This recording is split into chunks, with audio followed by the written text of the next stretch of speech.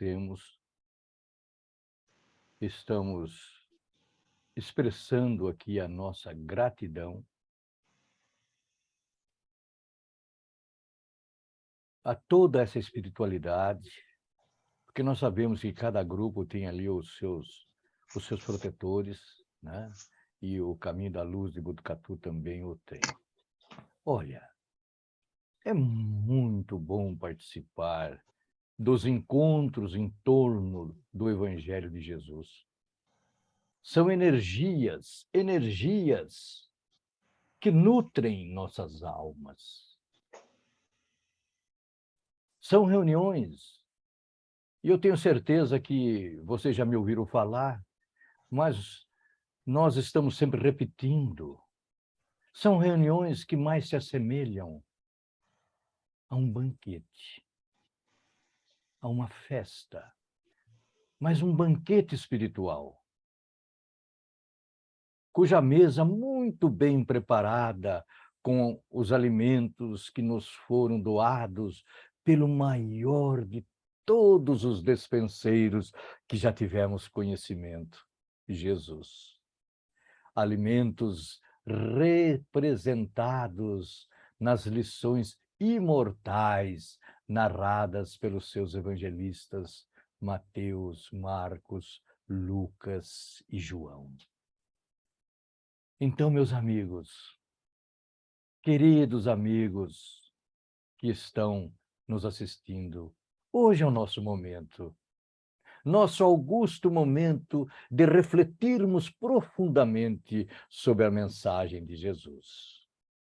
E como diz um amigo nosso, muito bem, então vamos ao trabalho. Vamos ao trabalho. Jesus, o mestre dos mestres, o ser mais perfeito que já transitou por este planeta. E no dizer de Amélia Rodrigues, num dos seus livros, o Divino Mestre esteve entre nós, caminhando pelas estradas empoeiradas da Palestina, visitando aldeias e cidades, curando as pessoas e levando as suas lições de imorredouro amor. E o nosso codificador acrescenta que Jesus é para o homem o modelo da perfeição moral que a humanidade pode pretender sobre a terra. Vamos segui-lo.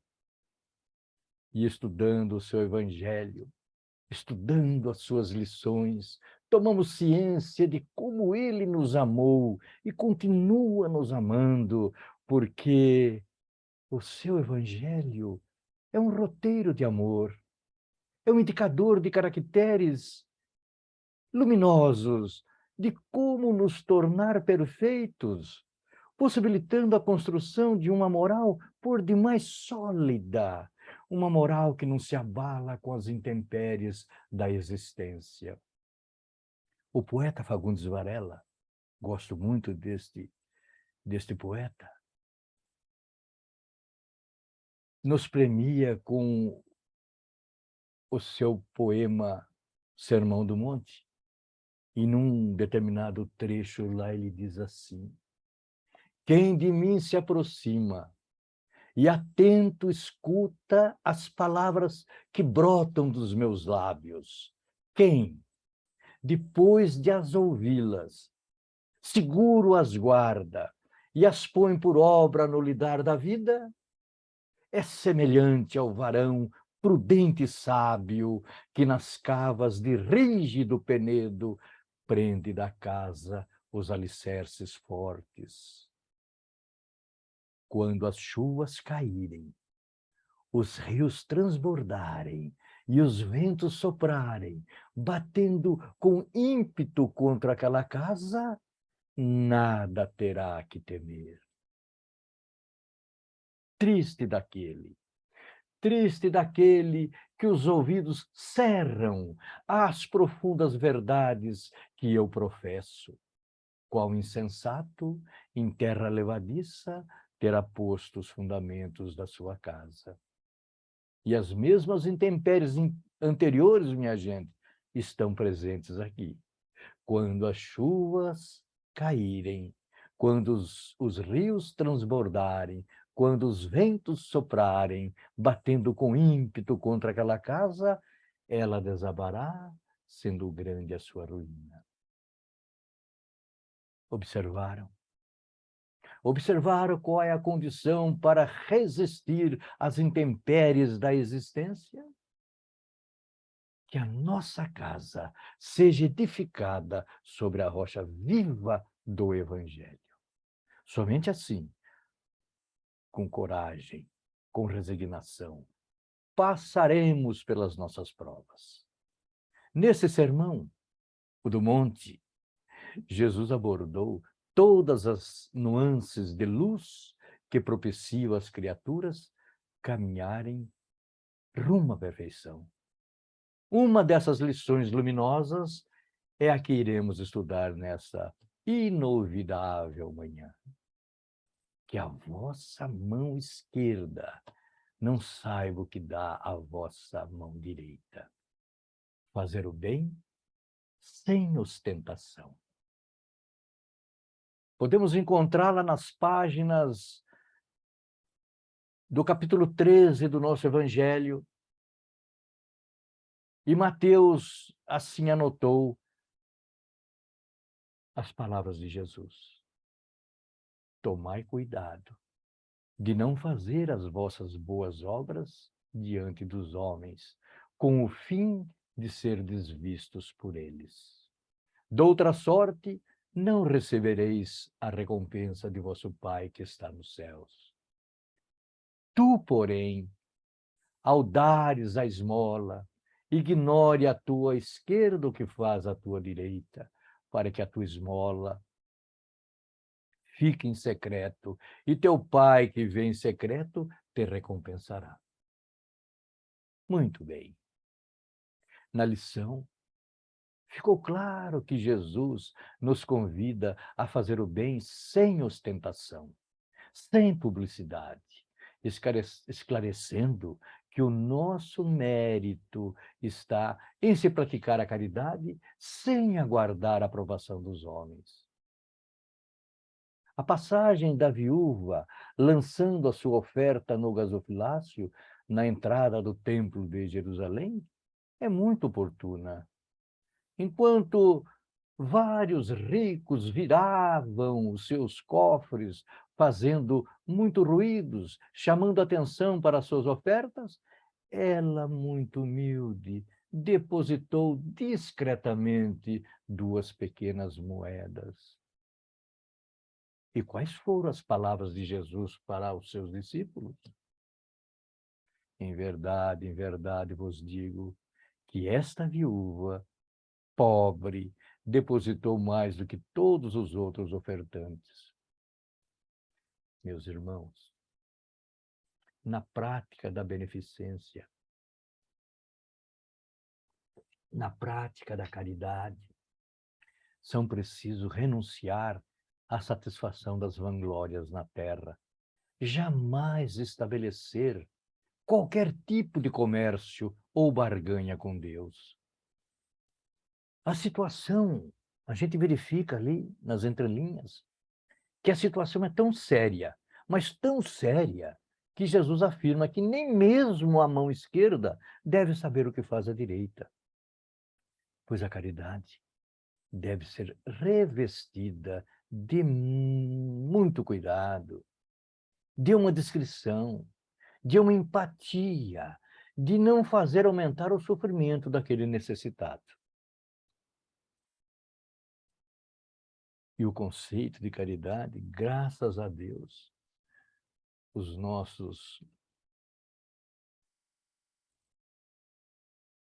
as nossas bibliografias, né, são maravilhosas. E num dos básicos nosso, o Livro dos Espíritos, lá na questão 886, está anotado lá. Qual o verdadeiro sentido da palavra caridade como a entendia Jesus? Observem, gente, a ênfase dada por Kardec, como a entendia Jesus? E a resposta das entidades venerandas foi esta: benevolência para com todos, indulgência para as imperfeições dos outros e perdão das ofensas. E Kardec faz um comentário para ajudar os seus irmãos, né? Facilitar o nosso entendimento. O amor e a caridade são o complemento da lei de justiça, porque amar o próximo é fazer-lhe todo o bem possível que desejaríamos que nos fosse feito. Tal é o sentido das palavras de Jesus. Amai-vos uns aos outros como irmãos. Portanto, meus amigos, a caridade, segundo Jesus, não se restringe apenas à esmola, mas abrange todas as nossas relações para com os nossos semelhantes. Ela nos manda ser benevolentes. É o nosso dever praticar o bem. Ela nos manda ser indulgentes, porque temos necessidade de indulgência e nos proíbe humilhar o infortunado. Ela nos manda perdoar incondicionalmente para merecermos o perdão de Deus. Se um rico nos procura, atendemo-lo com o excesso de consideração e atenção. Mas se é um pobre, parece que não devemos nos incomodar com ele. Meus amigos, queridos amigos, quanto mais a sua posição é lastimável, mais devemos temer aumentar-lhe a desgraça pela humilhação. O homem verdadeiramente bom procura elevar o inferior aos seus próprios olhos, diminuindo a distância entre ambos. E o trecho que estamos apreciando, observamos uma esplêndida lição de humildade. E já sendo possuidor dessa virtude, é que seremos capazes, é que estaremos habilitados em praticar as boas obras pelo simples prazer em estar fazendo o bem com sinceridade, com abnegação, com sigilo, com devotamento, com respeito e principalmente com amor. É como disse Tiago em sua carta no Evangelho. É interessante essa colocação do Tiago, porque eu tinha um tio aqui, já desencarnou e faz parte da equipe do Leon Denis, mas uma ocasião eu conversava muito com ele, fazia culto cristão, estudos das obras básicas com ele. Ele dizia para mim assim: Eduardo, se alguém bater no seu portão, perca aquele hábito do espírita querer persuadir, querer convencer quem está batendo na sua porta a se tornar espírita. Ele não vem em busca de sermão, ele veio em busca de algo para agasalhar ali as suas necessidades. E ele, com o estômago vazio, ele nem vai dar ouvidos àquilo que você está falando. Eu acho que o meu tio tinha estudado essa epístola, essa carta do Tiago. Olha só, se um irmão ou irmã estiverem carecidos de roupas e necessitados do alimento cotidiano, e qualquer dentre vós lhes disser: oh, meu irmão, ide em paz e aquecei-vos e fartai-vos, Deus os proverá. Sem, contudo, lhe dardes o necessário para o corpo, qual é o proveito disso? Interessante, né, gente?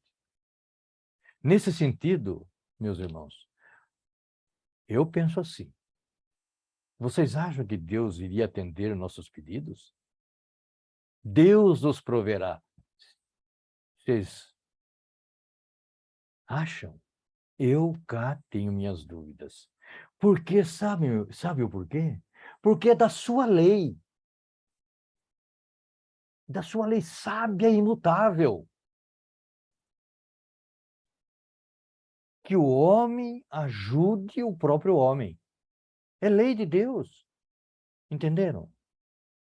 Não seremos julgados somente pelo mal praticado, mas pelo bem que, podendo, deixamos de fazê-lo. Deixamos de fazer. Aí Madre Teresa, a grande Madre Teresa, diz assim, vocês conhecem isso, porque roda a internet? As mãos que trabalham no bem, que socorrem, que servem, que ajudam, que erguem, que saúdam, são mais abençoadas do que os lábios que oram. Irmãos, queridos irmãos, a sublimidade da virtude está no sacrifício do interesse pessoal pelo bem do próximo, sem pensamentos ocultos, sem ideias preconcebidas. Fazer o bem pelo único prazer em fazê-lo. Amar sinceramente, dando o melhor de nós, o melhor de nós mesmos, sem pensar em retribuições. Eis a base do amor incondicional. Certa feita, discorrendo sobre um expositor, discorrendo sobre o tema amar o próximo como a si mesmo, ele questionou as mães da plateia. Me desculpem se eu for repetitivo, porque a gente acaba colocando em alguns temas, porque é oportuno, às vezes assunto que a gente já passou, mas como diz aquele ditado, que quando a gente não aprende a lição tem que se repetir. Então, eu peço desculpa, mas eu vou citar aqui. Então, ele questionou as mães da plateia se elas dariam a vida pelos seus filhos, e elas rapidamente responderam que sim. Aí, ele, direcionando o seu olhar para uma delas, pergunta, e pelo filho da vizinha? A resposta também veio rápida. A vizinha que dê a vida pelo seu filho. Ainda ocorre em nossas, ainda ocorre não, ainda corre em nossas veias o amor consanguíneo. Mas eu tenho certeza, convicção, que haverá de chegar ao tempo em que a consanguinidade será movida pelo amor fraternal. E Jesus é o maior exemplo de amor ao próximo. Ajudava a todos sem fazer qualquer distinção. Ele curava os doentes, sem permitir-se os elogios, as gratidões ou os aplausos, os quais sempre os desconsiderou. E ainda dizia, vai, meu filho, não conte isso a ninguém. Procedendo, então, nesse estudo, reconheceremos que a carência de humildade constitui, na maioria das vezes, a causa principal das nossas faltas, dos nossos erros, dos nossos equívocos. Não é por outra razão que nos evangelhos, em quase todas as suas páginas, deparamos com muitos ensinamentos e exemplos de humildade e de combate intenso contra o orgulho e o egoísmo, considerados aquelas duas chagas purulentas que interrompem o progresso moral da humanidade. E Jesus, no texto inicial do nosso estudo, ele expande a misericórdia e aconselha que se deva fazer o bem sem ostentação, fazer secreto, e teu pai que vê em secreto te recompensará. Sabendo-se então que a caridade pode ser moral e material, O que importa a todos nós é praticá-la nos moldes do ensinamento cristão, colocando o amor em movimento na direção do semelhante carente, indo em busca dos infortúnios ocultos, socorrendo materialmente nossos irmãos, mas não com aquela rapidez do ato para se ver livre deles, mas com a ternura e amor, dando-lhes a devida atenção, oferecendo-lhes os ombros para que possam desabafar os infortúnios, as mágoas e as suas dores. E o Evangelho, como sempre, nos dá todo o amparo necessário quando observamos em Mateus o grande julgamento, na qual Jesus nos chama: vinde benditos de meu Pai, nos convidando a tomar posse do reino que nos está preparado, reservado desde a fundação do mundo.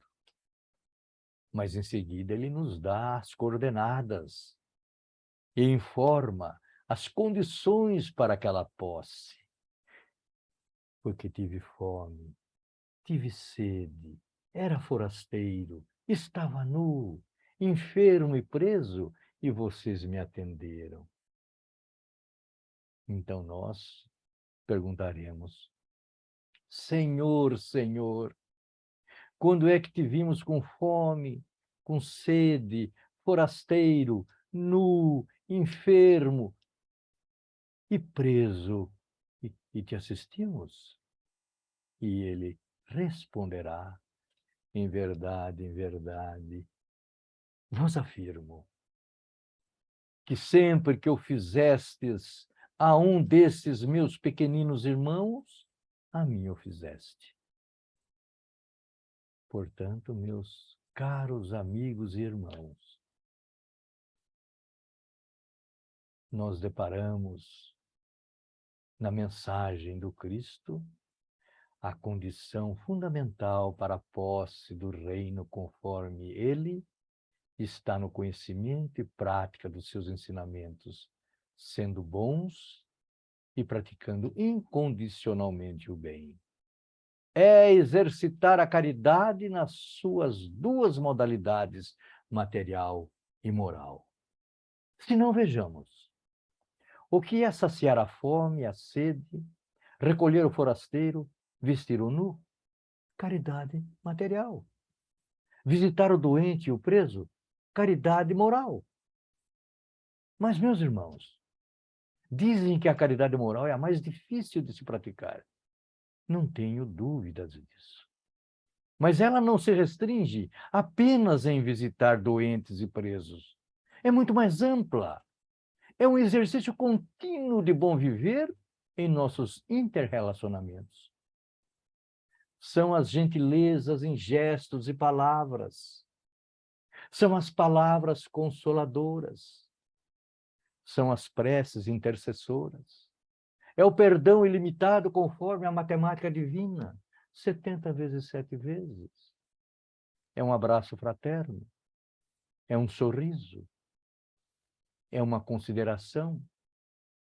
É uma renúncia em prol da paz e da harmonia. E se vocês pensarem um pouco, vão encontrar outras maneiras de praticar a caridade moral, porque a fila é grande. Logo, o nosso título de posse àquele reino preparado por Jesus denomina-se caridade, o amor em ação. E não é por outra razão que o nosso codificador, interpretando o conceito salvar-se, colocou no portal da doutrina espírita uma frase basilar, alertando toda a humanidade: fora a caridade, não haverá salvação. E perceba que ele não disse fora a religião, fora o dinheiro. Não. Fora a caridade, que todos nós temos como praticá-la. Irmãos, Ouvintes queridos do meu coração, não descuremos de nossas responsabilidades. Vamos refletir sobre a situação dos nossos semelhantes carentes. Eu até sugiro que se faça um paralelo, uma comparação entre nós e eles. É uma sugestão. Observem. Nós temos amigos. Temos representantes religiosos, profissionais da medicina, médicos, psicólogos, psiquiatras. Temos atendimento fraterno na maioria das casas espíritas. Temos portas que se abrem para nós. Temos com quem trocar um dedo de prosa. E eles? O que têm? Por isso, quando a oportunidade aparecer, ou quando a fizermos surgir, é importante isso, vamos dar a atenção, o respeito, o amor como cortesia do coração a esses necessitados. Logicamente, após tê-los supridos com as urgências materiais. Tudo isso sem alarde, sem propaganda, sem barulho. O cristão aprende. O cristão aprende que a recompensa na terra é transitória, enquanto o testemunho silencioso e cristalino, nascido de um sentimento fraterno, repleto de boas ações, é imortal perante nosso Senhor Jesus Cristo. Não esperar pela sobra de tempo ou de recursos amoedados, ou então, como menciona o nosso Evangelho segundo o Espiritismo, não correr atrás de quimeras, como a descoberta de tesouros, recebimento de heranças, ou de qualquer outra coisa fantasiosa, como somas vultosas deste ou daquele sorteio lotérico, condicionando-os à prática da caridade. Iniciar já e agora esse trabalho sublime. Dividir o pão, sensibilizar-se com o sofrimento alheio, desenvolver a piedade fraternal. O óbolo da viúva não é para nós um alerta contundente? Ela não tirou da sua própria privação para ajudar? Conforme Jesus, o ouro dos ricos pesou menos na balança celeste, porque deram sem privar-se de nada. Viraram seus cofres, provocando muito ruído, muito barulho, para chamar atenção.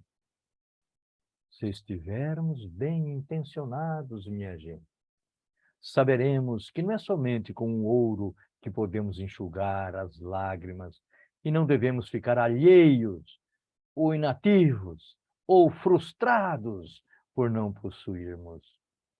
Quando desejamos realmente ser úteis para com os nossos irmãos, quando já desenvolvemos a boa vontade, minha gente, encontraremos 1000 ocasiões, 1000 maneiras de praticar o bem. Se não for de um jeito, será de outro, pois não há uma pessoa neste mundo de Deus, no seu livre gozo das faculdades, que não possa prestar um serviço, dar uma consolação, amenizar um sofrimento físico ou moral, fazer uma prece, tomar uma providência útil, mas tendo sempre o cuidado que a sua mão ignore a sublimidade da outra. E aproximando-se do final da nossa participação, mais uma vez, quero agradecer a todos. Eu agradeço e abraço o Alfredo, meu grande amigo de infância, e abraçando o Alfredo, eu abraço carinhosamente todos vocês. E muito obrigado aí pela atenção, muito obrigado pela presença, enriquecendo a nossa exposição. Eu costumo, às vezes, para alguns amigos, quando me questionam, eu falo que vocês representam, fazendo um paralelo com a reunião mediúnica, os médiuns de sustentação, para que a reunião tenha êxito, para que facilite o trabalho dos trabalhadores da outra dimensão. E vocês funcionam assim também, como médios de sustentação, para ajudar o expositor, abraçando com as suas vibrações de amor, que ele possa desenvolver, trazer o tema, como a Marli falou no começo, o tema que o seu Eduardo preparou. Mas vamos também agradecer e demonstrar a nossa eterna gratidão ao meigo Rabi Galileu, o Divino Mestre, o Divino Mestre, o Divino Amigo, o amigo celeste de todos nós, pela oportunidade em estar aqui e por tudo o que ele já fez e continua fazendo por nós, porque nós vamos continuar precisando da sua ajuda, do seu amparo, da sua proteção, desse mimo que ele nos proporciona. E ele disse: ninguém tem amor maior do que este, de dar a alguém a própria vida em favor dos seus amigos. E não esquecer que, ressalvando as distâncias, nós somos os seus discípulos da atualidade. Eu não disse lá no começo, mas está no mesmo poema do Sermão do Monte. Guardar esse verso de Fagundes Varela, se referindo aos discípulos. Vós sois o sal da terra e a luz do mundo. Como um farol suspenso nas alturas, aclare vossa luz à humanidade. Que maravilha! Minha gente, que ele, Jesus, o nosso Divino Mestre dos nossos corações, possa abençoar a todos nós e nós todos. Até uma próxima oportunidade, com amor, com carinho, com emoção, com alegria, estarei aqui. Assim seja. Graças a Deus. O meu abraço a todos. Eu volto aí para Marli.